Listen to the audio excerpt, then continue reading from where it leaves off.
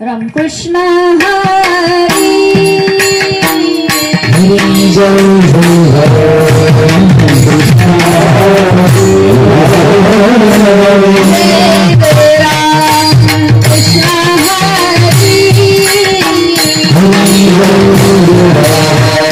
कृष्ण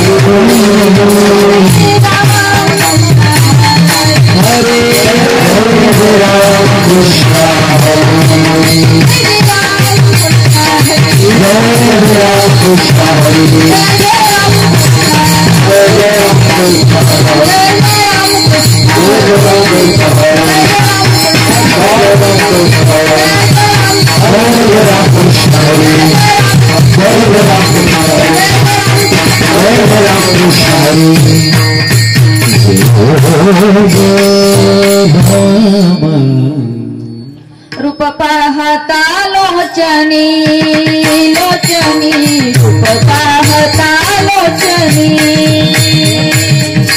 रूप पाहता लोचनी रूप पाहता लोचनी सुख झाले हो साजनी सुख झाले हो साजनी दोहा विठ्ठल बरवा बरवा विठ्ठल बरवा सुख झाले साजनी सुख झाले साजनी दोहा विठ्ठल बरवा दोहा विठ्ठल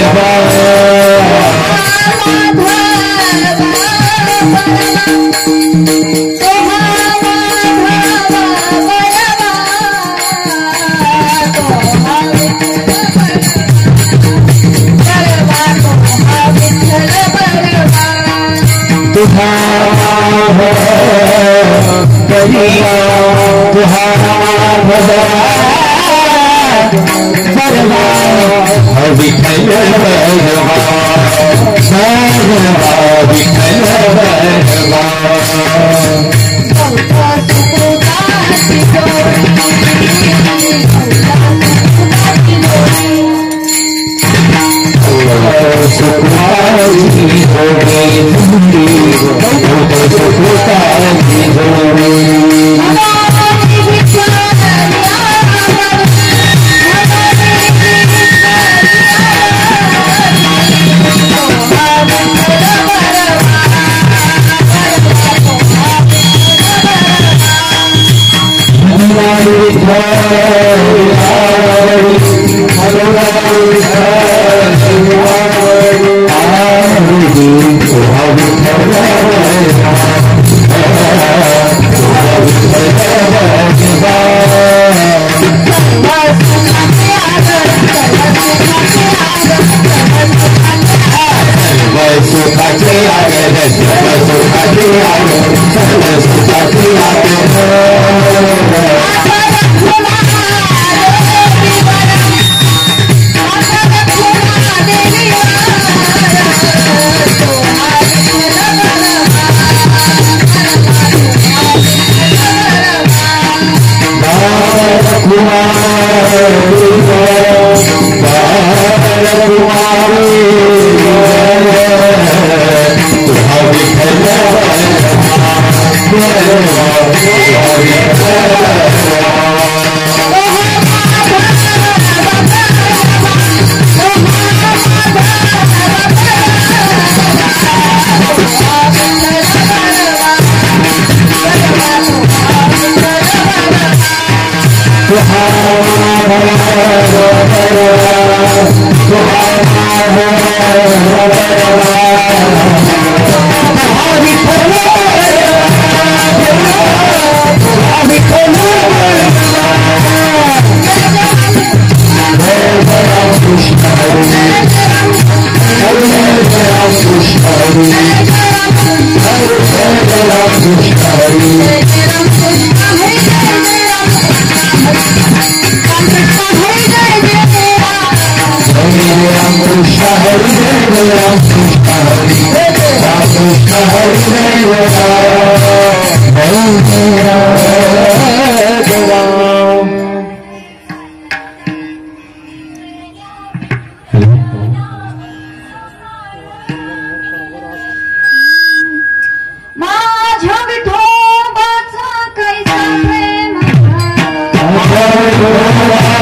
कैसा प्रेम भाव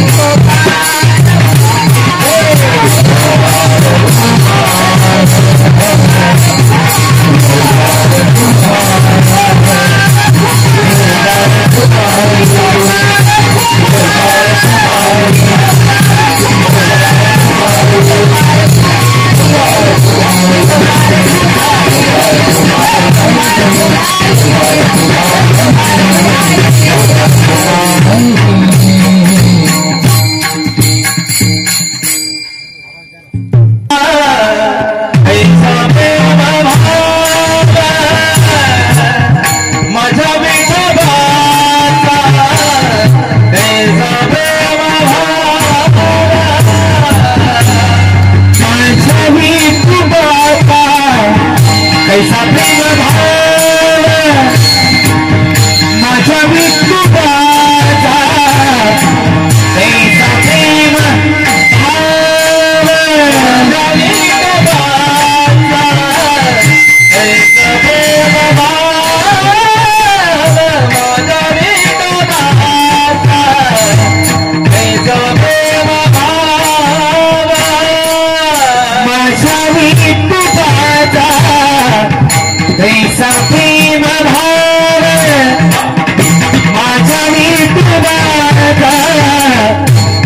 प्रेम भाव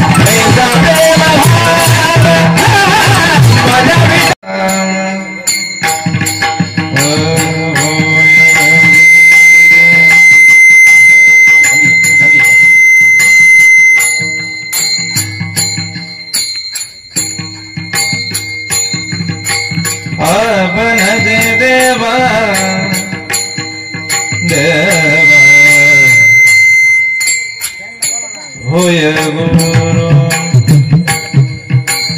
आपण जी देवा होय गुरु पढ़िए दे बाबा गुरवी बाबा पढ़िए दे बाबा गुरवी बाबा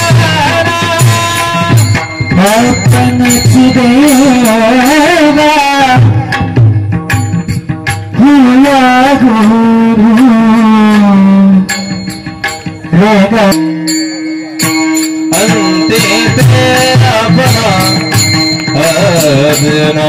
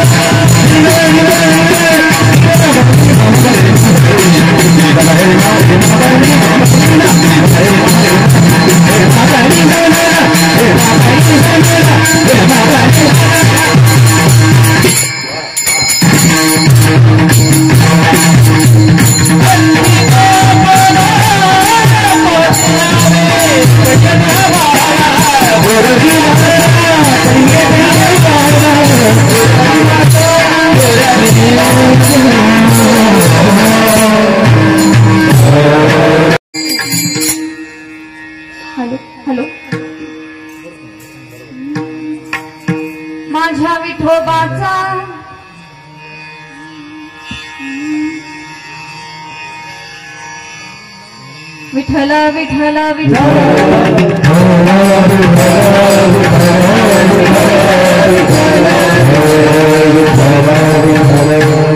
माझ्या विठोबाचा कैसा प्रेम भाव आपणची देव होय गुरु पडे देहा भाव पुरवी वासना अंती ते आपणा पासी न्यावे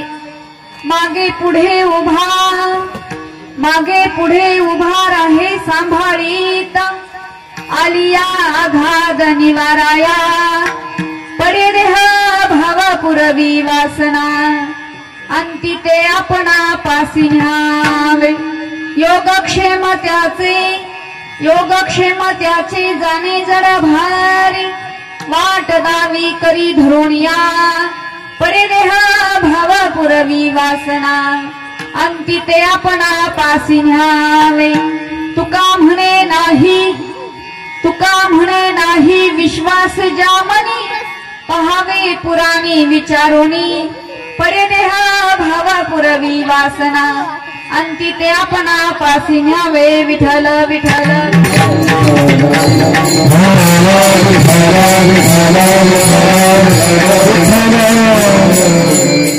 नमो विठ्ठला राजया पांडुरंगा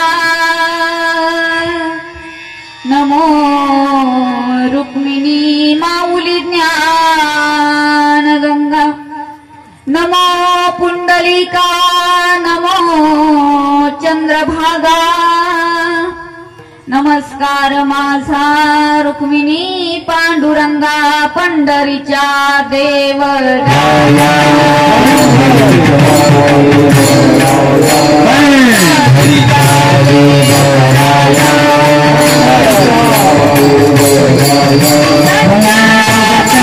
तुझे पाया दंडवत तुझे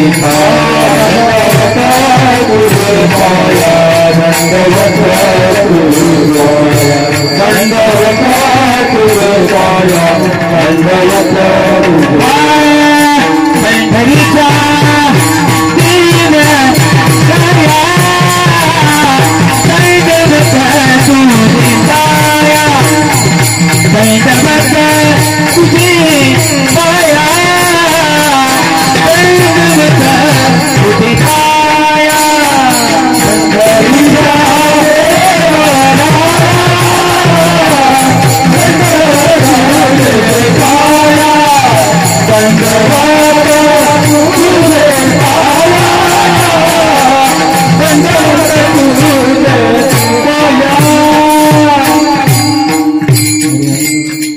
वनशी विभूषित करा नवनीरदाभा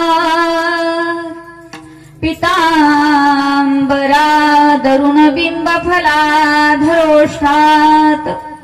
पूर्णेंदु सुंदर मुखादरविंद नेत्रात कृष्णात परम किमपि तत्वमहं न जाने जय जय श्री राधा रमण जय जय नवल किशोर जय गोपी चित चोर प्रभु जय जय माखन चोर श्री राधा मेरी स्वामिनी मैं श्री राधे को दास जन्म जन्म मोह दीजियो श्री वृंदावन को वास महिपती राया सद्गुरु राया माझा माथा तुझे पाया दाव महिपती माझे आई मजला ठाव द्यावा पायी तुकाराम तुकाराम नाम घेता कापेयाम धन्य तुकोबा समर्थ जेने केला हा पुरुषार्थ तपोज्ञान वैराग्य भक्ती स्वरूपम सदा अलंकृतं साधु संन्यास योगम मुखयस्त वेदांत शास्त्रार्थनिकी नमो नारायण गिरी परब्रह्म स्वरूपम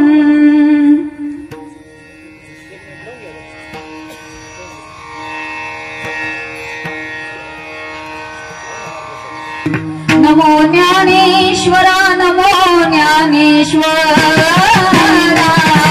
नमो ज्ञानेश्वरा नमो ज्ञानेश्वरा नमो ज्ञानेश्वरा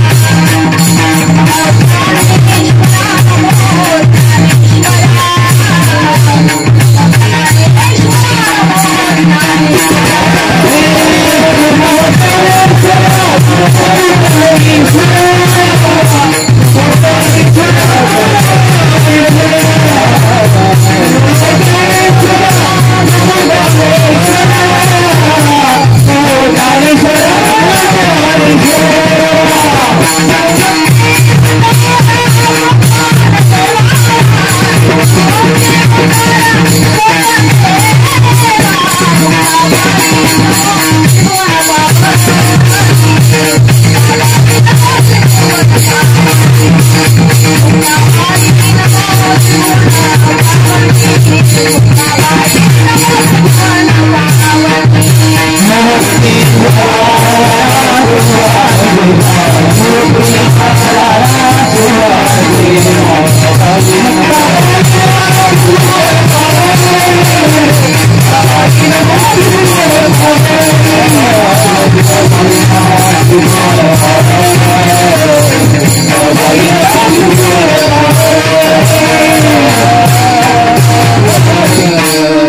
माझ्या विठोबाचा कैसा प्रेम भाव आपणची देव होय गुरु पळे देहा भाव पुरवी वासना अंती ते आपणापासी न्हावे.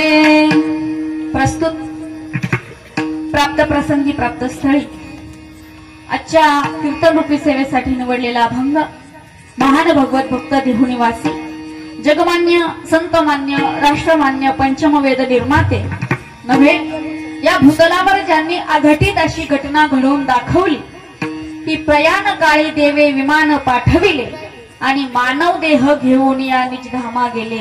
सदैव वैकुंठ गमन ज्यांनी साधलं असा श्रीमंत जगद्गुरु तुकोबारायांचा उत्कृष्ट असा 5 चरणांचा आणि बहुतेक सर्वांच्याच पाठातील सर्वांच्या परिचयातील अभंग आजच्या चिंतनासाठी निवडला. विठ्ठल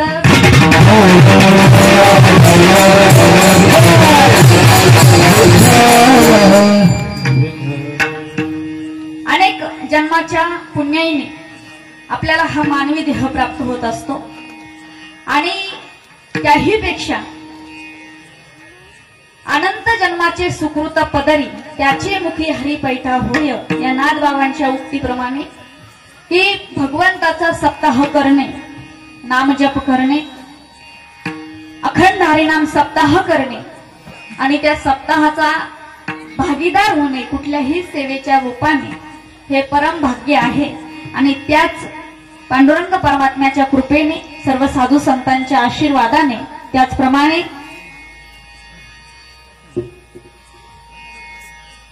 जगद्गुरु जनार्दन स्वामी महाराज महामंडलेश्वर. आता आनंदाची गोष्ट आहे की आपल्या सर्वांचीच असणारे अधिष्ठान शांतिगिरीजी महाराज त्यांना सुद्धा जगद्गुरु ही पदवी कुंभमेळ्याच्या त्या ठिकाणी प्राप्त झाली. म्हणून जगद्गुरु शांतिगिरीजी महाराज यांच्याही कृपा आशीर्वादाने आणि त्यातल्या त्यात की ज्यांचं नाव वारकरी संप्रदायामध्ये ते गेल्यानंतर सुद्धा तितक्याच आदराने घेतलं जातं अशा जगन्नाथ अण्णा पवार यांच्या गावचे तुम्ही रहिवासी आहात आणि त्यांच्या गावामध्ये आज मला सेवा करायला भेटते हे मी माझं परमभाग्य समजते. कारण प्रत्यक्ष त्यांच्या आणि माझ्या सुद्धा भेटीचा योग येऊन गेलेला आहे बरं का. कारण माझं जे माहेर आहे सद्गुरु संतकवी महिपती महाराज देवस्थान ताहराबाद तालुका राहुल आणि त्या ठिकाणी आणि महिपती महाराजांच्या संस्थानामध्येच माझं शिक्षण झालेलं आहे. माझे गुरु म्हणजे महिपती महाराजांचे वंशज कांबळे महाराज आणि कांबळे महाराजांचं अण्णांचं फार विशेष प्रेम होतं आणि म्हणून अण्णा काकांना भेटण्यासाठी म्हणजे आमच्या गुरुजींना भेटण्यासाठी आवर्जून यायचे आणि जेव्हा कुठे त्यांचा कार्यक्रम जर असला तर काकांसोबत आम्ही नेहमी सगळे मागे लागून जायचो अण्णांना ऐकण्यासाठी. आणि म्हणून की वारकरी संप्रदायाची अर्धायू म्हणजे ज्यांच्यावर मोठा जबाबदारी जसे वारकरी संप्रदायाची जी इमारत आहे त्याला म्हटलं जातं की जनार्दन एकनाथ त्यांनी जेव्हा त्या इमारतीला खांब दिलेला आहे तसं सुद्धा ही जी जोग महाराजांची संस्था आहे त्यामधील अत्यंत महत्वाचा खांब म्हणजे अण्णांची कीर्ती त्या ठिकाणी आहे. आणि विशेष म्हणजे संघर्ष करून किंवा जीवनामध्ये जर एखादी गोष्ट जर काही आपल्याला भेटली किंवा त्या गोष्टीचा जर आपल्याला तोटा झाला किंवा एखादं जर नुकसान झालं तर खचून न जाता त्या परिस्थितीतून कशी मात काढायची हे अण्णांच्या चरित्रातून आपण शिकलं पाहिजे. कारण तुम्ही म्हणाल कसं, तर विद्या वाचस्पती ही पदवी त्यांना होती. आपल्याला ती पदवी म्हणजे लग्न झालं म्हणजे नवरा पदवी भेटते, लग्न झालं म्हणजे बायको पदवी भेटते, पोरं झाले म्हणजे बाप पदवी भेटते. पण ही पदवी विद्या वाचस्पती पदवी म्हणजे ही पदवी भेटण्यासारखी इतकी सोपी गोष्ट नाहीये. ती त्यासाठी घासावीच लागती. जावे त्याच्या वंशा तेव्हा कळतं. आणि ही पदवी हे वैभव त्यांनी त्यांच्या जीवनामध्ये प्राप्त केलं. आणि एक गोष्ट त्यांच्या चरित्रातून फार शिकण्यासारखी आहे. आता तुमच्या गावचं वैभव आहे, पण जेव्हा आता शरीर आहे आणि तुकोबाईंच्या उक्तीप्रमाणे शरीर रोगाचे भांडार, अनेक व्याधा येणार. आणि जेव्हा त्यांना दुर्दम असा तो कॅन्सरचा आजार झाला आणि त्यामध्ये कंठ अण्णांचा गेला. कंठ गेल्यानंतर सुद्धा त्यांनी म्हणायला पाहिजे होतं, अरे या आवाजावरच आपलं सगळं चाललं होतं, आता जाऊ द्या थांबून घेऊन आराम करू. पण थांबले का? माणसाने जीवनामध्ये थांबलं नाही पाहिजे. थांबला तो संपला आणि धावत्याला गती येईल अशी म्हण आहे. आणि थांबले नाही, मग वाचा जर गेली, कंठ जर गेला, तर त्यांनी आपल्या डोक्याचा वापरच केला. महाराज जी बुद्धी होती हातामध्ये लेखणी उचलली त्यांनी. आणि वटवृक्ष नाव आहे त्यांच्या ग्रंथाचं, तुम्ही सगळ्यांनी वाचलं असेल. आणि विष्णू सहस्रनामावरती सुद्धा एवढा प्रलब्ध आवाज, कमी राहू द्या, लांब नाही गेला तरी चालेल, फक्त शिट्टी नका मारू. एवढ्यांना घरी बसलेल्या ऐकूनच द्यायचं नाही आपल्याला. हजीर तो वजीर नाही का, विठ्ठल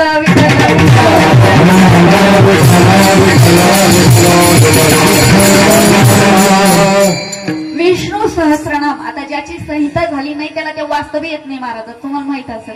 विष्णू सहस्रनामाचे उच्चार म्हणजे गीतेपेक्षा सुद्धा थोडस उच्चाराला अवघडच येते. तरी पण त्या विष्णू सहस्रनामावरती एवढं लिखाण करणं हे काम अण्णांनी केलेलं आहे. आणि म्हणून तुम्ही फार भाग्यवान मंडळी आहात. आणि कीर्ती करावी ना, तुम्ही सर्वांनी त्यांचा आदर्श म्हणजे घ्यायला पाहिजे. गावातील सर्वांनी घ्यायला पाहिजे, विशेषतः तरुणांनी, लहानांनी, आपल्या मुलांना तुम्ही तो त्यांचा आदर्श द्यायला पाहिजे.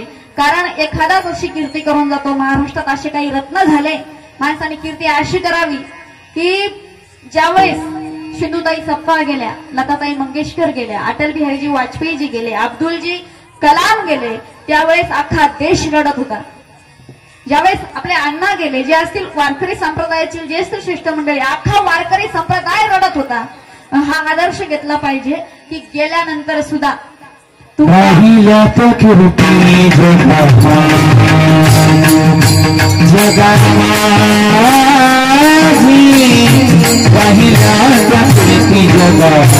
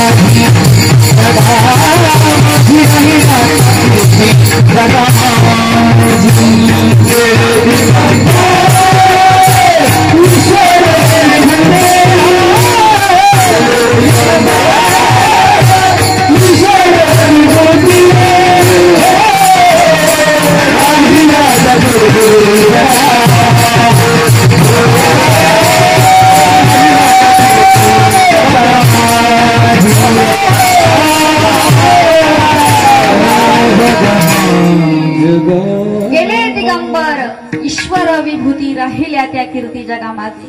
आपल्यात आणि त्यांच्यात काय बदल होता? आपल्यासारखे दोन हात, आपल्यासारखे दोन पाय, आपल्यासारखंच एक तोंड, आपल्यासारखं डोकं. आता आपण ते तिकडे वापरीत नाही हा विषय वेगळा आहे, काही बहादरता असे असते, कीर्तन चालू असलं तरी ते आजूबाजूला चपला बिपला घालून हिंडून फिरून मस्त चालू राहतात. आणि याकडे दुर्लक्ष केल्यामुळे काय होतं, आपली इतकी गती अशी विचित्र होते की आलोच कशासाठी त्याचं भान नाही. व पाहे शरीराची गावा जया लागी आले पांडवा, तो कार्यार्थ आघवा सांडुनिया. ज्याच्यासाठी शरीर रूपी गावाला आलो त्याची आपल्याला सूद राहिली नाही, पण यांनी आपल्या देहाचं सोनं करून घेतलं. मी स्वतः त्यांचं अण्णांचे कीर्तन श्रवण केलेले बालपणापासून, आणि म्हणून त्या अनुषंगाने आणि त्यांच्या गावामध्ये कीर्तनाचा योग या ठिकाणी जनार्दन स्वामी महाराजांचे आशीर्वाद आहे. सांगायला काही अडचण नाही. आमच्या स्वतःच्या शेतामध्ये जनार्दन स्वामी महाराजांची कुटी आहे आणि फार मोठं मंदिर आहे. आमचे सासरे म्हणजे आता त्यांनी तीच सेवा त्या ठिकाणी स्वीकारली. ते आमच्या घरात पण येत नाही, मंदिरातच त्या ठिकाणी थांबतात. आणि जगद्गुरु तुकोबरायांचं सुद्धा मंदिर आमच्याकडे आहे. वारकरी संप्रदाय किंवा हे सगळे काही पंथ वेगवेगळे नाही, कारण जनार्दन स्वामी महाराज सुद्धा शैव भक्ती जरी असली तरी पांडुरंगावर सुद्धा त्यांची तेवढी श्रद्धा आहे. आणि म्हणून बाबाजींच्या सुद्धा या ठिकाणी आशीर्वादाने, आणि आता या महिन्यात तर वारे वेगळे वाहतात, प्रेमाचे वारे चालू आहे म्हटलं मग प्रेम सांगणाराच अभंग घेऊ. विठ्ठल विठ्ठल विठ्ठल.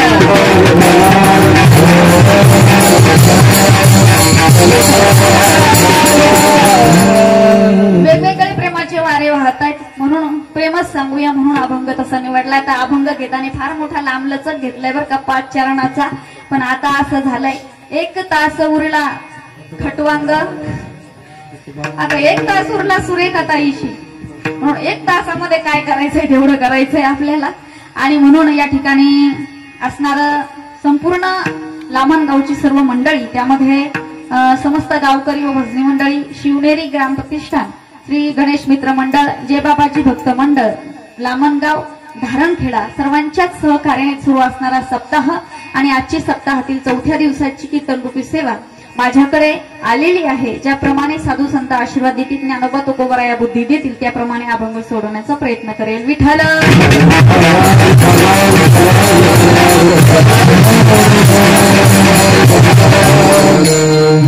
आता कीर्तनानंतर सुंदर अशी पंगत होणार आहे. काय पंक्तीला आज काय आळणवाडा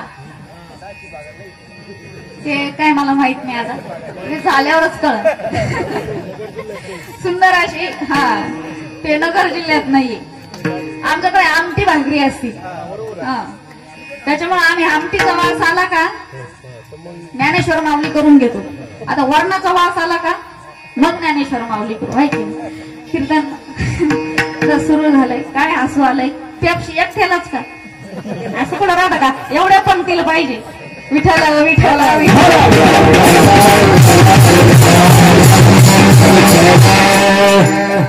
1 तास आपल्याकडे शिल्लक आहे. त्या 1 तासामध्ये अभंगावरती आपल्याला चिंतन करायचंय. तुम्ही चांगल्यापैकी आता फ्रेश झाले. आल्या आल्या मला असं वाटलं की तुम्ही असे बसले होते, कांदे खुरपले का?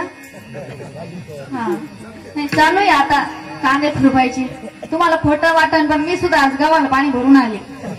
खरं शपथ, माझ्याकडे कोण तसं वाटत नाही.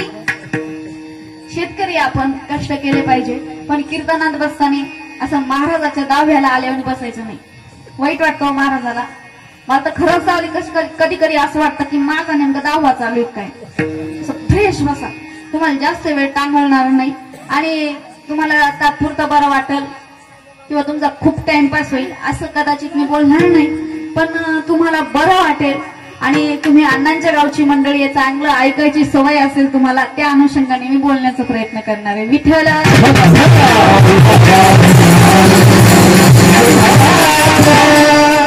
अभंग हरिपाठ गायल्यानंतर आपण जे गुरु परंपरेचे अभंग गातो त्या प्रकरणामध्ये हा अभंग येतो आणि सर्वांच्या पाठातील आहे. या अभंगामधून जगद्गुरु तुकोबराय भगवान परमात्म्याचं त्याच्या भक्तांवरती असणारं प्रेम या अभंगाद्वारे आपल्या समोर सांगतात. आणि ते प्रेम सांगत असताना प्रेम अशी गोष्ट आहे की जे वाचेने बोलून कधीच सिद्ध होत नाही. तोंडाने बोलून प्रेम सिद्ध होण्याची गोष्टच नाहीये. ते प्रेम क्रियेतून सिद्ध करावं लागतं आणि त्यासाठी भगवान परमात्मा कोणत्या कोणत्या क्रिया करतात त्याचं वर्णन तुकोबराय या अभंगातून करतात.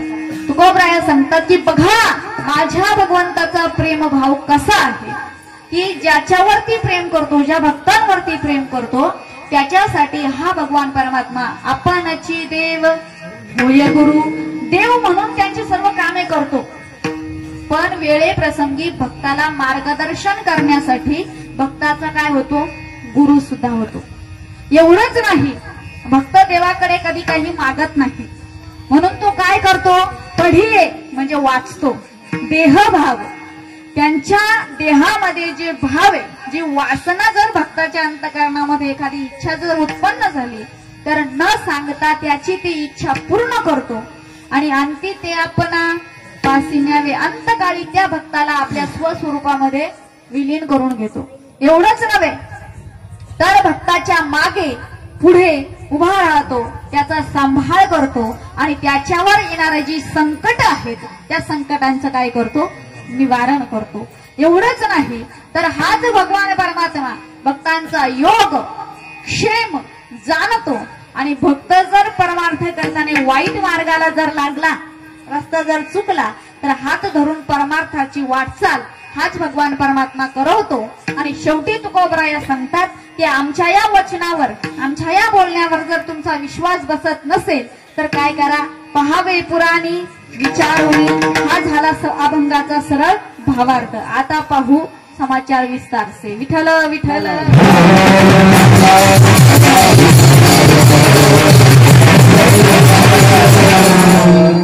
तुकोबराया या अभंगातून प्रेम भावाबद्दल बोलतात. आता प्रेम म्हटल्यानंतर आपल्या डोक्यात डायरेक्ट वेगळं येतं, व्हॉट इज द लव.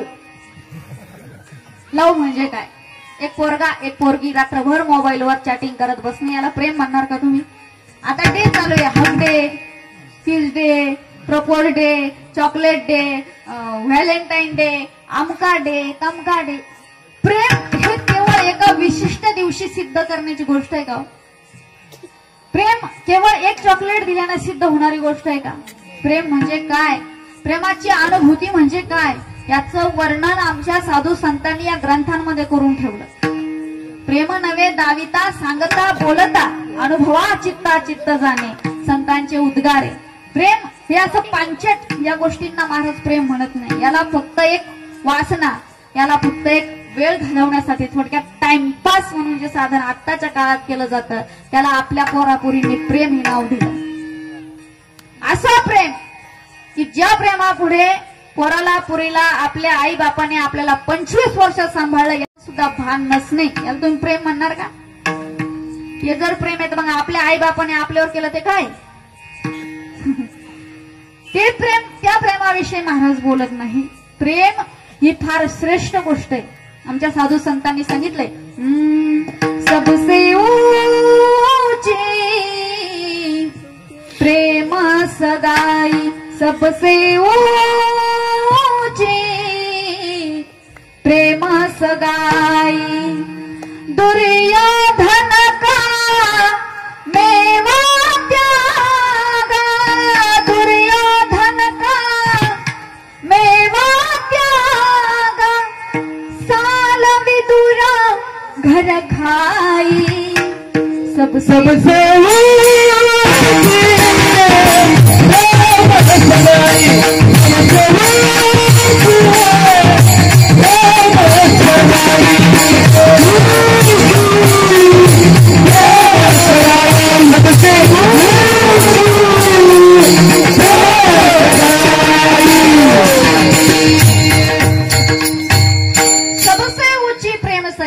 आमचे सुरदासजी महाराज सांगतात सगळ्यात मोठं काय असेल तर काय, प्रेम आहे महाराज. प्रेमाने जग जिंकता येते. सुविचार आहे ना, आहे का रे तुमच्या शाळेत. नाही, शाळाच नव्हती का आज. नाही का, लिहिलं नाही का आज. उद्या तू जाऊन लिही. काय लिहायचं, प्रेमाने जग जिंकता येते. हे कीर्तनाला पाहिजे आणि ते आहे. एक नंबर बसले. टाळ्या वाजवा बरं यांच्यासाठी सगळ्यांनी एकदा. त्यांच्यासाठी टाळ्या वाजवले. मग आता कसं मस्त बसायचं, बडबड करायची. हा, व्हेरी गुड.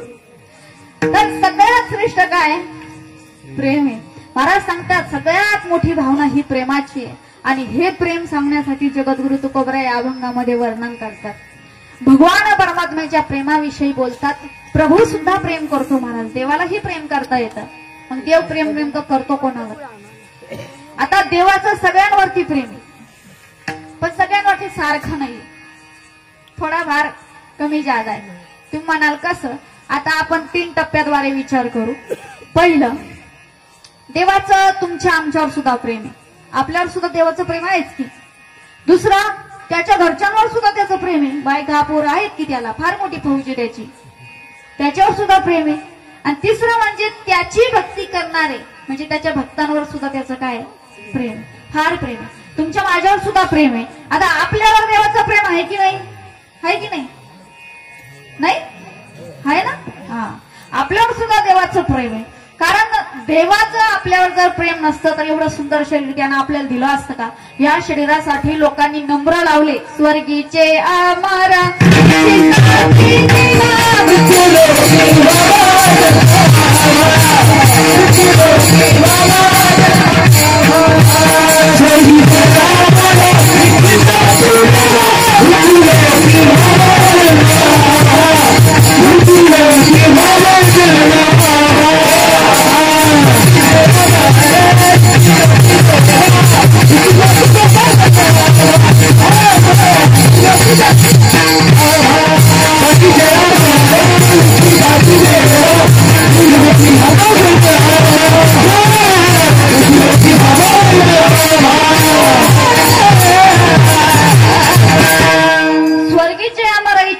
देवा त्यांनी नम्र लावले शरीर द्या, पण त्यांना दिलं का?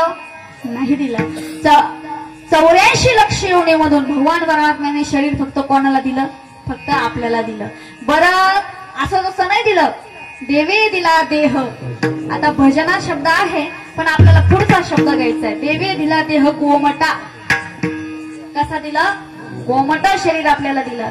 शरीर चांगलं आपल्याला दिले इंद्रिय हात पाय कान डोळे मुख बोलाया वचन तेने तू जोडसी नारायण.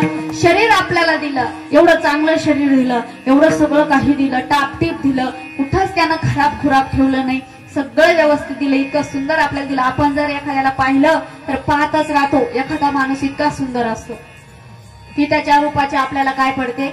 भुरळ पडते. तो इतका सुंदर असतो. हे सुंदर शरीर देवाने आपल्याला दिलं. काय दिलं? त्याचं आपल्याला प्रेम आहे म्हणूनच दिलं ना. बरं, नुसतं शरीर देऊन थांबला नाही तो.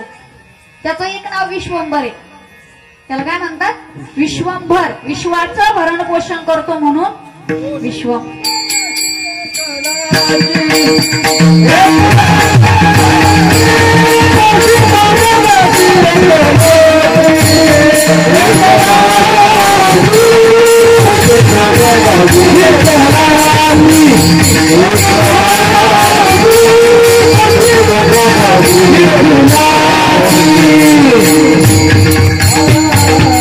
तुका म्हणे ज्याचे नाव विश्वंभर.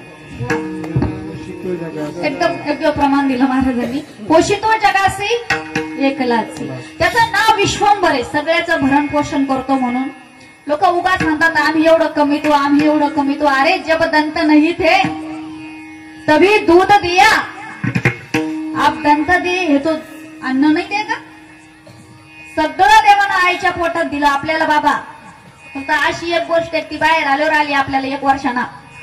तिचं नाव आहे, कारण देवाला माहित होतं इतकं बेकार आहे ना, तेव्हा आईच्या पोटात राहून आईचं कातड तोडायला बसतो म्हणून दात त्यानं बाहेर आल्यावर दिली. माणसं जातले बेकार. आईचं पोट तोडीन म्हणले दाताने नको नको नको नको नको. आता एवढ्या मास्कंडा तोडीतो, मग आईचं पोट तोडणं एवढं अवघड आहे. विठ्ठल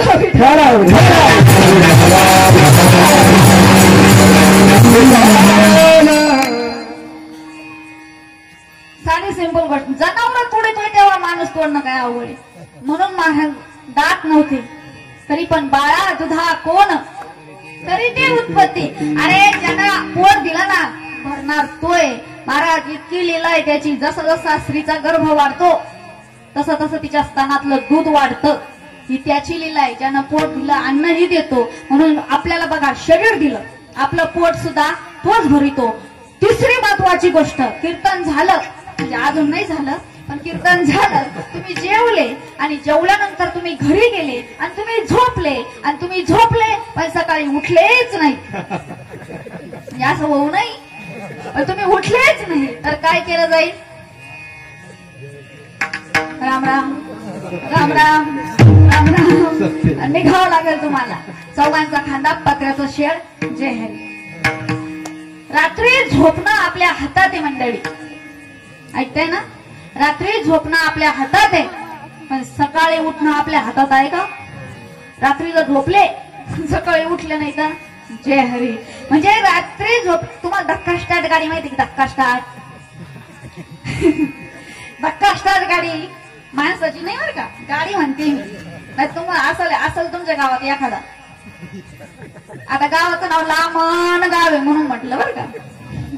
धक्का स्टार्ट गाडी, त्या गाडीला जोपर्यंत 4-5 जण मिळून धक्का मारत नाही तोपर्यंत ती उठत नाही. मग तसं जोपर्यंत त्याचं चैतन्य आपल्या चैतन्याला धक्का मारित नाही, उठ जागा हो, तोपर्यंत माणूस उठत नाही. म्हणजे बघा, शरीर दिलं, चारा देतो, झोपेतून जागा करतो. का बरं करतो? कारण त्याचं आपल्यावर काय प्रेम आहे ना महाराज. आता याच्या पुढे जाऊन सांगते, आपलं जे शरीर आहे हे 9 ठिकाणी फाटलेलं आहे. तसे 12 छिद्र आहे शरीराला, पण 3 लुप्त आहेत आणि 9 उघड आहेत. म्हणून 9 ठिकाणी आपलं हे शरीर फाटलेलं आहे. आता ज्याला तुम्ही जीव म्हणता, आत्मा म्हणता, प्राण म्हणता, तुमच्या समोर कितीतरी लोक मेलेले, बरोबर? आपण असे बसलेले, म्हाताऱ्यामध्ये पडेल ते का समोर जातं की आपलं पक्वाद्या सावध असला पाहिजे, असलंच पाहिजे. देवाचा पितांबर गळाला होता. नाचता नाचता नाचता नाचता देवाचा गळला पितांबर. पक्वाद वाजायला होते कबीर महाराज. ते म्हणले सावध होई देवा ऐसा बोले कबीरा. म्हणून पक्वाद्या सावध पाहिजे. त्यांनी म्हातारा बरोबर गचकवलं आपलं विठ्ठल विठ्ठल.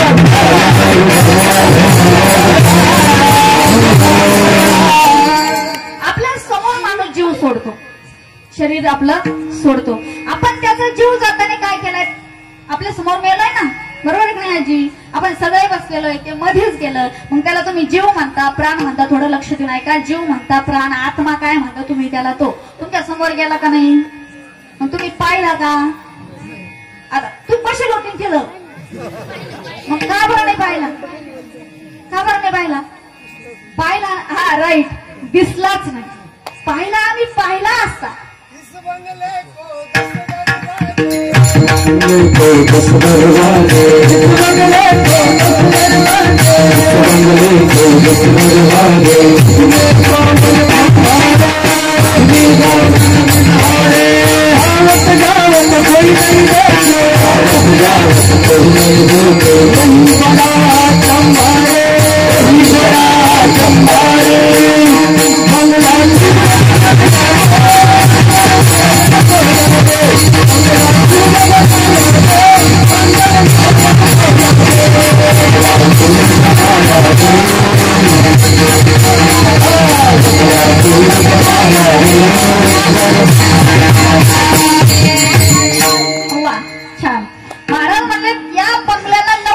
आता ते 10 म्हणले 10 म्हणजे ऑलरेडी 12 आहे बरं का रे. तू म्हणाले का असं काय झालं? आवडलं जेवायचं कोणी नाही. आपण बसलेलो आहे, आपल्या समोर गेला, दिसला का? नाही. कारण तो इतका सूक्ष्म आहे, इतका छोटा आहे की तो डोळ्यांना दिसत नाही. पण आपल्या खोपड्यांना उलट्या झालेल्या आताच्या काळात. जसं फुटबॉलचा चामडा खराब झाल्यावर काय करतो आपण? फेकून नाही देत, शेणाचं पाणी वतून मोटर चालू करीतो. आमच्याकडे करते हो असं. चमडा खराब आपल्याला जरा असले, आपण एखादा जर गेला म्हणजे वर एखादा जर गेला तर लोक आश्चर्य, कस काय गेला, कस काय गेले, कस काय? अरे ते जाणार होते बाबा लोक. अरे आता मला सकाळी भेटला, गेलाच कस काय? तुला मला सांगा, तुम्ही एवढे सगळे कीर्तनाला आले, तुम्ही सगळे मरणार आहे का नाही? मरणार तुमची इच्छा नाहीये, पण जेवढे खाली बसलेले तेवढे मरणार आहे का नाही? उभे राहणाऱ्यांनी काय पास काढलेले आमच्यावर तर जागा टपलेले म्हणा. पण सगळे मारणार आहे. आता तुम्हाला माहिती आहे तुम्ही मारणार आहे. आता आहे ना जास्त बोलायचं नाही. मला जर राग आला ना मग टेन्शन येतो. विठ्ठल विठ्ठल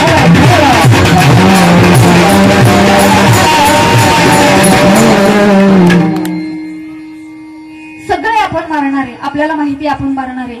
मग जर जी गोष्ट आपल्याला माहिती आहे त्या गोष्टीचं आश्चर्य वाटायचं काय काम आहे. कस काय गेला कस काय गेला उलट कसा गेला नाही म्हणायचं. आजपर्यंत कस काय टिकला असं म्हणायचं. काय म्हणायचं आजपर्यंत कस काय टिकला नाही तर 9 ठिकाणी 9 छिद्रे समाचरणे शरीर पवन स्थिती प्रयाणश्य क्रियमचर्यम चित्रम पत्रम स्थितिर्महल. सुभाषितकार सांगतात अरे भिंत आहे मातीची तिच्यावर चित्र काढलंय. आता पाऊस आला भिंत पडून गेली तिच्यावरचं चित्र आपोआप पडणार आहे ना.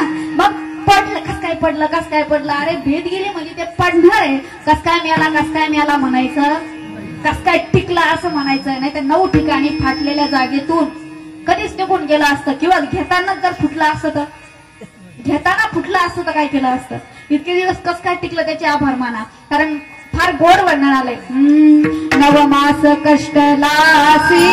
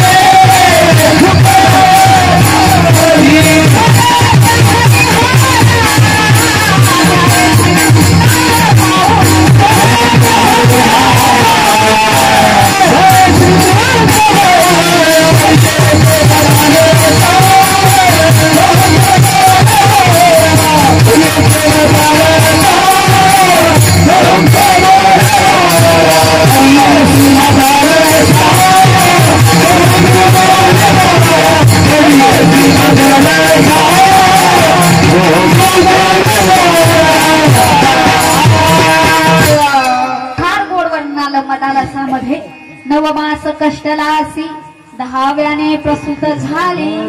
एखादी स्त्री गर्भवती असावी आणि त्या गर्भवती स्त्रीला काय झालं प्रसूतीच्या यातना व्हायला सुरुवात झाली. म्हणजे तिचा प्रसूती काळ जवळ आला. ती वेदनेने विभाळायला लागली. तिला त्रास व्हायला लागला. मग तिने आपल्या पतीला सांगितलं मला आता दवाखान्यामध्ये घेऊन जावं लागेल.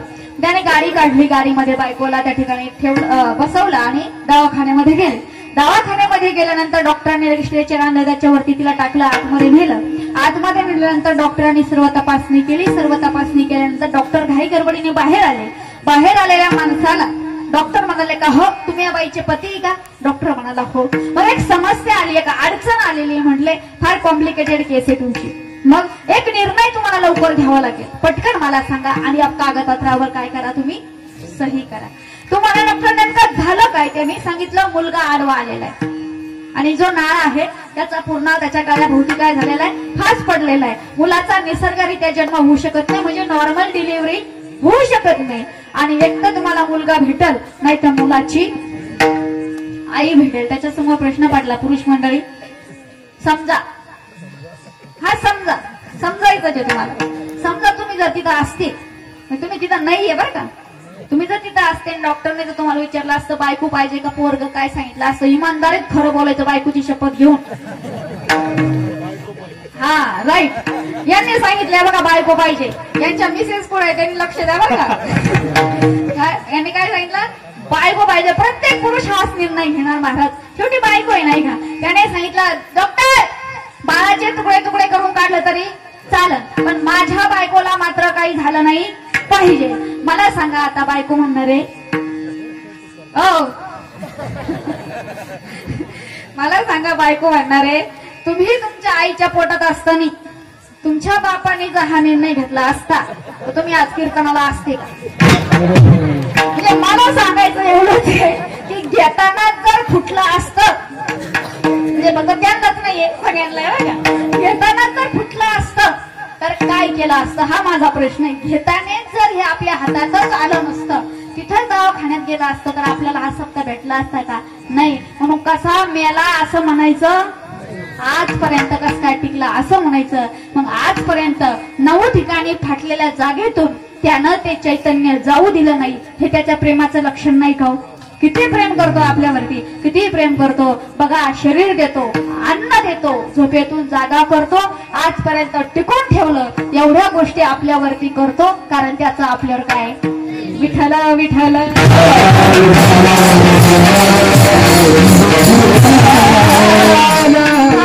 चला पहिला मुद्दा व्यवस्थित कळाला. चला दुसरा मुद्दा, त्याचं त्याच्या घरच्यांवर सुद्धा फार प्रेम आहे, फार प्रेम आहे. अहो सत्यभामा मातेने इच्छा दर्शवली म्हणजे स्वर्गामध्ये गेल्या होत्या भगवंताबरोबर आणि इंद्राच्या द्वारामध्ये पारिजातक नावाचा वृक्ष पाहिला. आई साहेबांची इच्छा झाली की तो पारिजातक कुठं पाहिजे? माझ्या अंगणामध्ये पाहिजे. अहो बायकोची इच्छा पुरवली की देवाने. श्री हट्ट, राज हट्ट, बाल हट्ट. देवाला काय, देवाच्या बापाला सुद्धा पुरवाच ना बघू नाही का? सत्यभामा मातेने सांगितलं पारिजातकाचं झाड माझ्या अंगणामध्ये लावा. तिच्या अंगणामध्ये लावलं की नाही? लावलं. जांबवंती भगवान परमात्म्याची 2 नंबरची पत्नी, तिची भगवान शंकरांना नवस होता. सहस्र कमळ म्हणजे 1000 कमळ मी काय करेल तुमच्या पिंडीवर अर्पण करेल. पूजेला बसली, 999 कमळाचे फुलं भरले, एक फुल कमी पडलं. देवाने आपला नेत्र कमल, आपला डोळा त्या ठिकाणी महादेवांच्या पिंडीवर अर्पण केला. तेव्हापासून त्याला कान्हा नाव पडलं. कान्हा, एक डोळा त्या ठिकाणी दिलं. आणि म्हणजे इतकं प्रेम. एकदा असं झालं, आता देवाला पत्नी किती? भगवान श्रीकृष्णांना पत्नी किती? 16,108. 16,108. आता 8 जणी त्यातल्या मुख्य होत्या. 16,100 या भौमासुर नावाच्या राक्षसाच्या कैदेतून सोडवून आणलेल्या होत्या. श्रीमद भागवतामध्ये त्याचं वर्णन आहे. आणि या 8 भगवान परमात्म्याने ज्यांना मागच्या अवतारामध्ये काही वर दिलेले पण स्वकर्तृत्वावर जिंकलेल्या 8 जणी मुख्य. सगळ्या जणी बसल्या. आता बसल्या बसल्या नवऱ्याने आपलं बसल्या बसल्या बायकोने नवऱ्याला प्रश्न केला बरं का. बायकोने नवऱ्याला प्रश्न केला का हो मी तुम्हाला आवडते का? आता समजा बायकोने जर नवऱ्याला विचारलं मी तुम्हाला आवडते का, तर नवऱ्याची टप्परी गाव तोंडावर तरी नाही म्हणायची. तोंडावर मी तुम्हाला आवडते का? मग खूप आवडते. सत्यभामा आता तिला सुंदरपणाचा अभिमान म्हणी, थोडासा सुंदरपणाचा अभिमान. ती म्हणाल तेव्हा फॉर एक्झाम्पल म्हणजे आवडतो आम्ही तुम्हाला, पण मी किती आवडते तुम्हाला? देवाने सांगितलं सत्यभामा तुम्हाला इतकी आवडते किती? म्हणजे साखरी एवढी आवडते. झालं सत्यभामा डायरेक्ट हरभऱ्याच्या झाडावरच डायरेक्ट तिने 2-4 ट्रकी साखर आणली ना. अख्ख्या द्वारका नगरीत साखर, मी साखरेसारखी, मी साखरेसारखी, मी साखरेसारखी, मी साखरेसारखी, मी साखरेसारखी. आता रुक्मिणी आई साहेबांना उत्सुकताला दिली. देवा मी, ते म्हणे तू मिठासारखी. झालं तोंडच पडलं का? राग आला. म्हणले लोकांच्या बायका, म्हणले नवऱ्याने एक सवत आणली तर नवऱ्याच्या डोक्याला केस ठेवती नाही, त्याला टकलं का टकलं. आणि ते मी 16,107 सवती सहन केल्या. बहिणींसारखं प्रेम केलं, कधी हट्ट केला नाही, कधी म्हणले नाही हो त्यांना का घ्याल का हो राया एक शालू बनारसी, काहीच मागितलं नाही. आणि तरी सुद्धा म्हणले मला मिठासारखी. आजारी पडले, डायरेक्ट आजारी, म्हणजे टेन्शनच घेतलं त्यांनी. डायरेक्ट बीपीच वाढला, डायरेक्ट कोदाडी. पाहुणे रावळ्यांचं मग भारी राहतं. जेव्हा माणूस खाऊ शकतो तेव्हा कोणी येत नाही. आले तरी बिस्किटचा पुडा घेऊन येत्या, ते बी पोरच खाऊन घेत्या. पेशंट काही हो, पण ज्यावेळेस आपण खाऊ शकत नाही त्यावेळेस सफरचंद काय काय, खजूर, गरा, शिरा, रवा काय काय घेऊन येतात. तशा मग पाहुणे रावळे सुरू झाले. त्यात आल्या कुंती आत्या. कुंती आत्याचा रुक्मिणी साहेबांचं भारी होता, संबंध चांगला होता. म्हणले काय झालं रुक्मिणी, एवढं टेन्शन कशाचं घेतलं? आत्याबाई असं झालं. ते म्हणाले असंच थांब, मी पाहतेच त्याच्याकडं. गेल्या, कृष्णा तुला काही कळत का नाही? मला जर कळत नसतं तर एवढा राग कशाला केला असता हो? काय झालंय? अहो सांभाळ कळत नव्हतं एवढ्या करायला कोणी सांगितलं? पण झालं का? अरे सगळ्या बायकांना सारखंच वागवलं पाहिजे. अहो पण एकीला साखरेसारखी म्हणतो, दुसरीला मिठासारखी म्हणतो. मग देवाची टूप पेटली. हे भगवान, आता देव स्वतःलाच म्हणले माझ्या बोलण्याचा अर्थ रुक्मिणीला कळालेला दिसत. आता माफ करा, चूक झाली. इथून पुढे पण सगळ्या बायकांना सारखं वागवेल. आल्यास तर आता जीवन जा, मग चांगला सुंदर स्वयंपाक बनवायचं ठरवलं. भगवान परमात्मा किचन मध्ये गेले आणि आचार्याला सांगितलं तुला जेवढं बनवायचं तेवढं बरोबर, खबरदार जर कशात मीठ टाकलं तर. आचार्याने सुंदर स्वयंपाक केला आणि पदार्थ मांडले. पंगत बसली, पुंडलिकावर हरी विठ्ठल झालं असं म्हणले आणि बसल्यानंतर बसले. सगळं कोशिंबीर आळणी, सार आळणी, कढी आळणी, वरण आळणी, सगळं आळणी. आज सगळीकडे मागणी, मीठ आणा, मीठ आणा, मीठ आणा, मीठ आणा. काही कळत नाही का मीठ टाकायचं, समजत नाही का मीठ नसेल तर कशाला चव आहे का, मिठाशिवाय काही अर्थ आहे का, बडबड सुरू झाली. तेव्हा म्हणले अरे आचार्य बाबा यांना साखर वाला, साखर. रुक्मिणीला तर पहिली साखर द्या. तेव्हा नाही नाही नाही देवा मिठा वाचून धकाना. देव म्हणाले म्हणूनच तुम्हाला मिठासारखी आवडते, कारण रुक्मिणी वाचून कृष्णाचं धकाना. विठ्ठल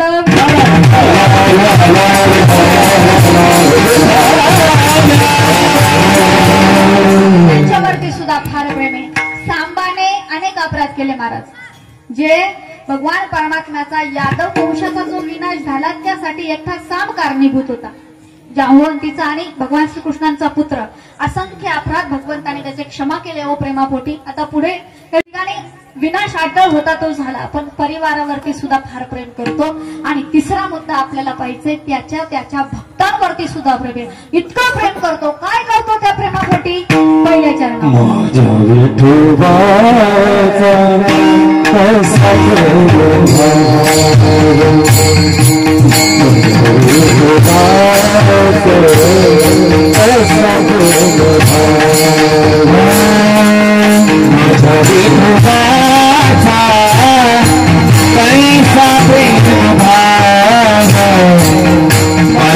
नाही. आपल्या गावात पाण्याची टाकी असते, प्रत्येकाच्या गावात एक पाण्याची टाकी असते. त्या टाकीवर तिची धारणा शक्ती म्हणजे कॅपॅसिटी लिहिली असते, 1 लाख लिटर, 2 लाख लिटर, नाही का, गावाच्या संख्येवरती. पण समुद्रामध्ये किती लिटर पाणी सांगते येतं का? म्हणले नाही. त्याप्रमाणे देवाचं भक्तावरती किती प्रेम आहे सांगताच येत नाही.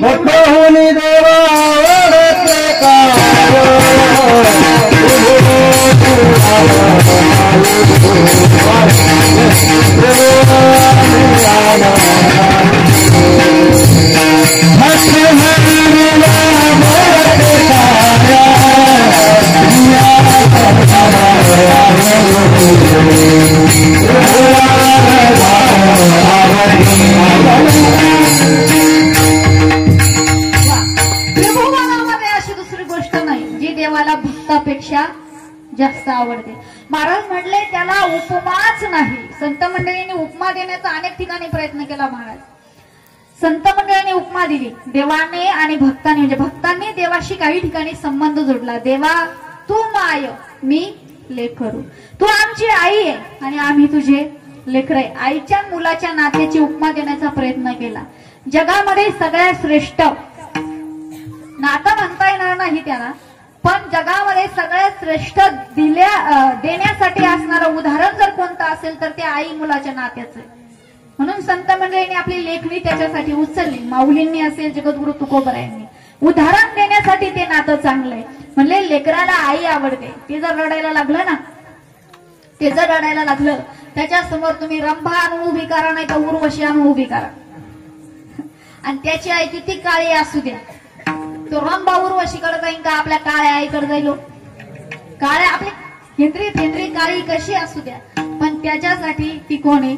त्याची आई आहे, ती त्याच्याकडे जाईल. आणि आई तिचं लेकरावरती किती प्रेम. म्हणले घार हिंडते आकाशी, चित्त तिचे पिला भाजी. आईचं अमर्याद प्रेम आहे, मुलाचं अमर्याद प्रेम आहे. म्हणले मग संतांना वाटलं कदाचित आईचं आणि मुलाचं जेवढं प्रेम आहे तेवढं देवाचं आणि भक्ताचं असेल. ते उपमा देण्याचा प्रयत्न केला, पण पुढे विचार केल्यानंतर संत मंडळींनी याचं खंडन केलं. महाराज आईच्या मुलाच्या प्रेमाची उपमा देव भक्ताच्या प्रेमाला बसत नाही. देव भक्ताचं प्रेम हे फार उच्च कोटीचं आहे. कसं तर आई मुलावरती प्रेम करते. कुठपर्यंत? महिला मंडळी कुठपर्यंत तुमचं तुमच्या लेकरावर प्रेम आहे? कुठपर्यंत? म्हणले जोपर्यंत शरीरात प्राणी तोपर्यंत आईचं मुलावर प्रेम. आई ही मरेपर्यंत तिच्या लेकरावर प्रेम करते. आता एखाद्यावर जादा करते, एखाद्यावर कमी करते, पण करते. नाही, भेदभाव आईकडून होतो. आता बहुतांशी लोक असं म्हणतात का आईचा सगळा जीव लेकात राहतो. साफ खोट आहे. आईचा जीव लेकात नाही राहत, आईचा खरा जीव लेकीतच राहतो. असे पैसे चुरगळून लपून ठेवी ती. आणि असे पदार्थ जावई आल्यावर करते की स्वतःच्या पोटच्या पोराला करीत नाही. तिचा लेखीत नाही जीव असतो मला, फार जीव असतो. जाऊ द्या, पण कोणावर करते? आई मरेपर्यंत प्रेम करते. जोपर्यंत तिच्या शरीरात प्राण आहे तोपर्यंत ती प्रेम करते. पण लेकरू मरेपर्यंत आईवर प्रेम करतात? नाही नाही. कुठपर्यंत? आली लग्न घटी समीप नवरा, तो प्रेम करतो. पण कुठपर्यंत? जोपर्यंत त्याचं लग्न होत नाही. एकदा का लग्न झालं आणि जर का ती घरी आली, आईवरच असं उठत प्रेम प्रेम, आईवरच असं उठत आणि बायकोवर जाऊन जय देव जय माझी बायको, ती जे सांगेन तेच मी ऐकू. मग प्रेम इकडचं कमी होतं महाराज. साधा जनरली एक म्हणजे हे साधी गोष्ट आहे की एखाद्या ठिकाणी मातीचा गंज झाला म्हणजे दुसरीकडे खड्डा होतो ना. एकीकडे मातीचा गंज करायचा म्हणजे दुसरीकडून खड्डा होणार आहे ना. बायकोचं प्रेम करायला लागलं म्हणजे आईवरचं. असं तुम्ही देवाचं कधी ऐकलं बा? आता माऊलीवर आधी प्रेम होतं, मग नंतर तुकाराम महाराज झाले, मग तिथं उठलं इकडे गेलं, म्हणून ते उपमा बसत नाही. चला दुसरे उपमा देण्याचा प्रयत्न केला. जगद्गुरु तुकोबराया दुसरे उपमा देण्याचा प्रयत्न करतात. जगद्गुरु तुकोबराया सांगतात, पतिव्रते जैसा धतार प्रमाण आम्हा नारायण ऐशा परी. पती पत्नीच्या नात्याला सुद्धा आपल्या संतांनी मान्यता दिली बरं का. पती पत्नीचं नातं सुद्धा पार हिनवण्यासारखं नाही. आता त्या रील्स मुळे आणि त्या फेसबुक आणि व्हॉट्सअप मुळे ते पार त्याची चव जाऊन चोथा राहिला. पण एवढं पण वाईट नाही. समर्पकता आहे महाराज त्या नात्यामध्ये. पूर्वीच्या काळी जर बोलायचं ठरलं ना, मुलीला जर पाहुणे पाहायला आले ना, हे असा लांबलचक पदर द्यायची आई. आमच्या काळापर्यंत जवळजवळ तसंच होतं, एवढे पदर घेऊन जायचं. आणि गेल्यानंतर मग आईना सांगायचं वरमान करून पाहायचं नाही. मुलगी गेली, तांब्या भरून घेऊन गेली, ठेवला. मग त्या मुलाने तिला पायाच्या नखापासून डोक्याच्या केसापर्यंत पाहायचं. मग त्याने सांगायचं मुलगी पसंत आहे. पुरीला कोणी विचारितच नव्हतं का तुला पसंत आहे का? नाही नव्हतं विचारित. आणि मग लग्न ठरलं, घरच्यांना शेती बाडी सगळं काही पटलं आणि नवरदेवाला नवरी पटली. लग्न फायनल झालं. लग्नाच्या दिवशी तिची मैत्रीण लग्नाला आली. ती म्हणाली आज तुझं लग्न कसे दिसतात ग माझी दाजी? ती म्हणे मी पाहिलेच नाही. मग तो जर पाहिलंच नाही तू लग्न कसं उभी राहिली? ती म्हणे मला विश्वास आहे का माझ्या बापाने माझ्यासाठी जे केलं असेल ते चांगलंच केलं असेल, असा विश्वास होता मला पूर्वीच्या पुरीला. आताच फार अवघड झालं. पूर्वीच्या पुरीला विश्वास होता आणि मला माहितीये की माझा बाप माझं वाटोळं करणार नाही. माझ्या बापाने माझ्यासाठी चांगलंच ठरवेलं असेल आणि म्हणून मी उभे राहणार आहे. महाराज ज्याच्याशी कधी बोलली नाही, ज्याच्याशी कधी ओळख नाही, ज्याला कधी पाहिलं नाही, ज्याला कधी भेटली नाही, अशा अनोळखी माणसाबरोबर लग्नाला उभे राहते. आणि त्याच्यासाठी आपलं नाव, आपलं गाव, आपलं आडनाव, आपला आई, आपला बाप, आपला गणगोत, आपला तालुका, आपला जिल्हा सगळं सोडून अनोळखी ठिकाणी येऊन त्याला सर्वस्व अर्पण करते. प्रभू सांगतात अशा भावनेने जरी भक्त माझ्याकडे आला तरी सुद्धा मला तो आवडतो. पतिव्रते जैसा व्रत. पण पतिव्रता सांगितली बरं का. पतिव्रतेला जसा तिचा नवरा आहे तसे आम्हाला काय भगवंत आहे. त्या नात्याला सुद्धा मान्यता दिली. पण विचार करण्यासारखी गोष्ट अशी आहे, ज्या नात्या पुढं आईचं मुलाचं कमी पडलं तिथं नवरा बायकोचं बसतं का? नवरा बायकोचं नातं म्हणजे आगगाडी रेल्वे हो. जोपर्यंत गाडी रुळावर चालू आहे तोपर्यंत. आणि या खाण्याला वागा का रेल्वे पलटी, हे बघा किती पटापट उत्तर चालू आहे. अनुभव आहे हो. विठ्ठल विठ्ठल विठ्ठल.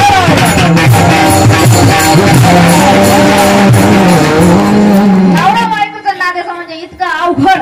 जमलं तर जमलं ठीक. आता तर फेसबुक उघडायची भीती वाटत. शपथ दररोज फेसबुक उघडलं का दररोज एखादा घटस्फोट. मोठ्या लोकांचाच येतो, आपल्या सारख्यांचा तर गिनती नाही, पण मोठ्या लोकांचा आज याचा घटस्फोट उद्या त्याचा घटस्फोट. अहो काय चाललंय? एवढी संपत्ती बिल गेट्स कडे, त्याचा म्हातारपणी घटस्फोट. नवरा बायकोचं नातं म्हणजे फार अवघड. टिकला हा म्हातारपणापर्यंत जमत नाही. आता बरेच 50-60च्या पुढे एक वेळ तरुण नवरा बायकोचं तरी काही वेळ पटत, पण म्हातारीचं अगं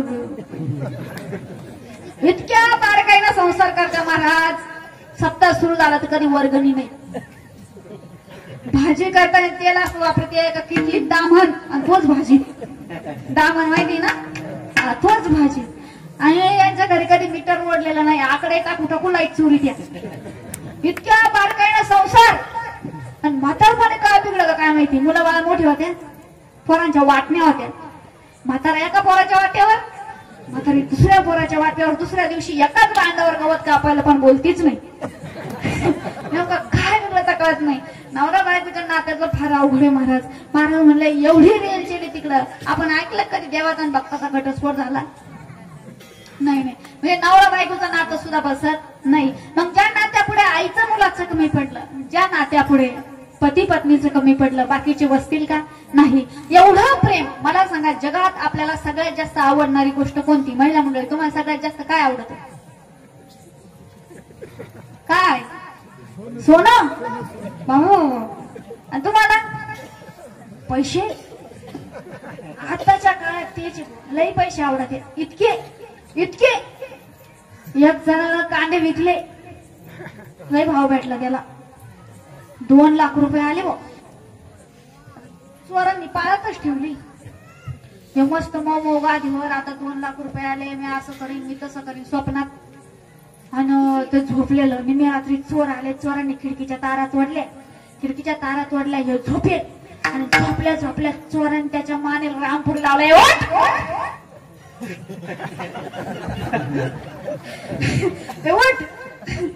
रामपुरी लावला. रामपुरी. रामपुरी माहिती ना?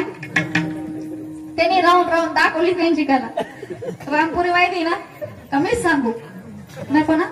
रामपुरी लावला म्हणजे सांग पिवळं पिवळं कुठे नाही लावले. पिवळं पिवळं कुठे सांग. कांद्याचे 2 लाख रुपये आले कुठे? चाकू लावेल. तो म्हणतो दादा चाकू बाजूला करा. कपाटाची चावी देतो. कपाट उघडून पिवळं पिवळं काढून 2 लाख रुपये कांद्याचे काढून बांधून गठुडं बांधून तुमच्या डोक्या उचलून देतो. पोलीस स्टेशनला फोन करीत नाही. कुत्र्याला भुकायला सांगत नाही. पण चाकू बाजूला. तुम्ही पैसे आवडत या. चोर आल्यावर चोराला कमून गठुडं बांधून देत्या. पैसे इतके आवडत. आणि एखाद्याच्या बोटात सोन्याची अंगठी पाहिजे बरं का. लामणगावची सोडून. एखाद्याच्या बोटात सोन्याची अंगठी. अशा पंक्ती वाचल्या. पंक्ती तुम्ही निरीक्षण करा. बारीक निरीक्षण करा. मी खोटं नाही बोलत. ज्याच्या बोटात सोन्याची अंगठी ना दादा, तो कधीच पहिल्या पंक्तीला जेवायला बसत नाही. जेवणारच नाही. तो पंक्तीत उभा राहतो. आमटी इकडा. मुंडी तिकडा वार. मा बोटाकडे लक्ष दे. मा बोटाकडे कशाला लक्ष दे? हा अंगठी पाहिजे. तो असा वड्यातून घरी जावा आणि त्याला 4 चोरांनी गाठावा. मग म्हणाल का भाऊ एक जण इकडून या, दुसरा तिकडून या, माझ्या बोटाकडे लक्ष द्या, मला चांगलं बटाडा. असं म्हणाल का चोरांना? तुम्हाला भाऊ ही अंगठी काढून द्या. पण मला तुम्ही तर म्हणले मग धन आवडतं. मग चोर आल्यावर काढून कमवून देता. सगळ्यात जास्त आवडणारी गोष्ट म्हणजे सगळ्यात जास्त आवडणारी गोष्ट म्हणजे स्वतःचा जीव. सख्या बायकोनं कोरोनात भाकर दिली नाही नवऱ्याला. आणि सख्खा नवरा सख्या बायकोला पाहायला गेला नाही दवाखान्यात. म्हणजे मी तुम्हारे बिना जी नाही सकता. कशाचं काय बोलाचीच करीन. बोलाचाच भात पडत नाही. कोणाला कोणाच काही घेणदेण नाही महाराज. मी तुम्हाला जान देतो की कोणीच मरत नाही. हे फक्त म्हणायचंय महाराज. सगळ्यात आवडणारी गोष्ट म्हणजे काय? जीव. पण आमच्या भक्ताचं एवढं प्रेम आहे देवावरती की देवाला म्हणतात तुझी आला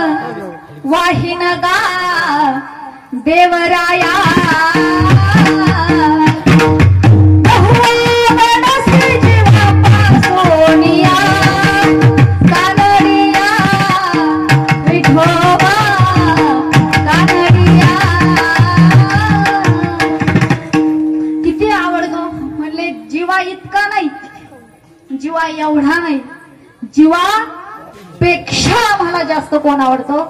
देव आवडतो. जेव्हा भक्तांनी असं म्हटलं मग काय देव काय मागं राहील का? देव म्हणाले भक्तांनो मी सुद्धा तुमची शपथ घेतो तेही प्राणापर होते आवडती मज निरुते. अरे मला सुद्धा माझे भक्त माझ्या प्राणापेक्षा सुद्धा जास्त एवढं प्रेम आहे महाराज, एवढं प्रेम. काय केलं प्रेमासाठी? महाराज देव होऊन त्याने अनेक कामं केली. आता फार मोठी यादी पण आपल्याकडे वेळ नाही. काय काय करतो? अहो इतकंच न सांगता करी सर्व काम, सगळं काम करतो. आणि फार मोठी यादी मग एक अभंगाचे फार लांबलचक मोठा लिहिलेला महाराजांनी. भगवान म्हणून तर त्याने अनेक कामं केली. उच्च नीच काही नेणे भगवंता कृष्णे भाव भक्ती देखुनिया. फार मोठी यादी त्या अभंगामध्ये. सगळे कामं देव म्हणून तर केले, देव म्हणून तर अनेक कामं करतो. पण वेळे प्रसंगी गुरु सुद्धा झाला. रणांगणावरती जेव्हा अशी वेळ आली, आता अर्जुनाच्या देवाचे अनेक संबंध आहे महाराज. अर्जुन भक्त आहे, अर्जुन मित्र आहे.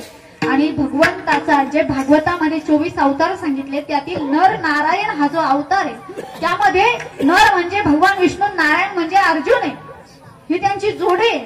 म्हणून अनेक संबंध अर्जुनाशी. मित्र मित्राला सल्ला देऊ शकतो पण मित्र उपदेश नाही करू शकत. मित्राला परमतत्व एका सामान्य माणसाला उपदेश करू शकत नाही. नर नारायणाची जोडी अवतार सम अवतार सम अवताराला उपदेश करू शकत नाही. म्हणून तिथे भगवंतांनी एक नातं जोडले. आपण श्लोक म्हणतो ना नेहमी वसुदेव सुतम देव कंस जानूर मर्दनम देवकी परमानंदम कृष्ण म्हणते. आता वास्तविकता पाहिलं तर गीता कोणासाठी हो? अर्जुनासाठी. श्री अर्जुनाचे निव्याजे गीता प्रकाशुनी श्रीराजे संसारा एवढे थोर ओझे फेडिले जगाचे. माऊली सांगतात गीता ही अर्जुनासाठी आहे पण तरी पण श्लोकामध्ये काय वापरलंय? जगद्गुरु. कारण तरी त्यांच्यासाठी असली तरी आपल्या सगळ्यांचे सुद्धा ते काय आहे? गुरु आहे. कस काय? संजय वर्णन करतात ज्ञानेश्वरीमध्ये, म्हणजे माऊली बोलतात की ते हे ब्रह्मरसाचे पारणे केले अर्जुना लागी नारायणे तेची अवसरे पाहुणे पातलो आम्ही.